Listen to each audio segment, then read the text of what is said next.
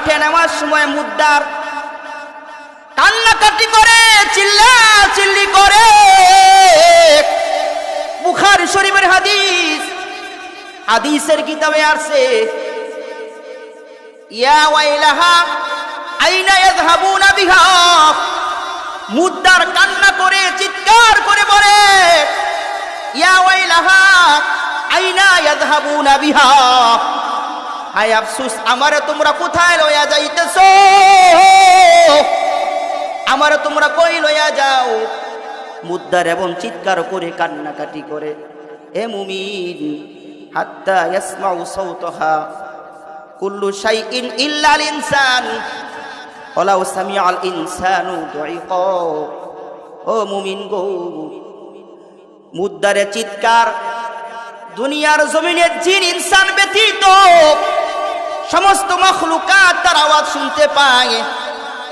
ওয়ালাউ সামিআল ইনসানু দুইকা, কিন্তু মানুষ এবং জিন শুনতে পায় না।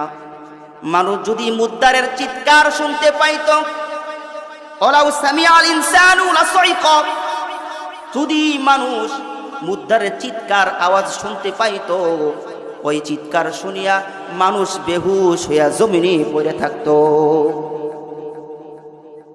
এই পরিমাণ চিৎকার কান্নাকাটি করে মুদ্দার। যখন খাটে চড়ে কবরস্থানে নিয়ে যাওয়া হয়, দুনিয়ার কোনো মানুষ চিৎকারের আওয়াজ শোনে না। এ মুসলমান, যদি শুনতো, কোনো নাফরমানের খাটিয়া কেউ বহন করতো না, কোনো নাফরমানের জানাজায় কেউ শরীক হইতো না। ও দুনিয়ার মুসলমান গো, ও মা মহিলা গো, জানাজার শেষ করার পর কবরস্থানে নিয়ে তোমাকে কয়েকজন দরদরি করে কবরের মধ্যে রেখে দিবি। মাথার বাঁধন খুলে দিবে, বুকের বাঁধন খুলে দিবে, পায়ের বাঁধন খুলে দিবে। এরপর কাঁচা বাঁশের ছাউনি দিয়া মাটি দিয়ে সকলে চলে আসবে। সবাই যার যার ঘরে বাতি জ্বালাইবে। তোমার আমার কবরে কেউ বাতি জ্বালাইবে না। ও মুমিন, পয়গম্বর বলে, কবর প্রতিদিন ডাকে। যার যেখানে কবর হবে ওই কবরের জায়গা প্রতিদিন ডাকে।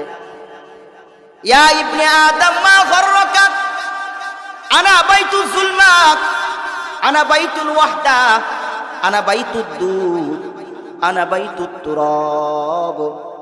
হে দুনিয়ার মানুষ, আমি কিন্তু অন্ধকার ঘর, আমি কিন্তু একাকিত্বের ঘর, আমি কিন্তু মাটির ঘর।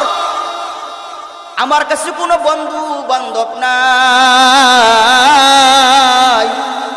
আমার কোনো সাথী নাই, কোনো বন্ধু বান্ধব নাই, কোনো আত্মীয় স্বজন নাই। ও মুসলমান গো,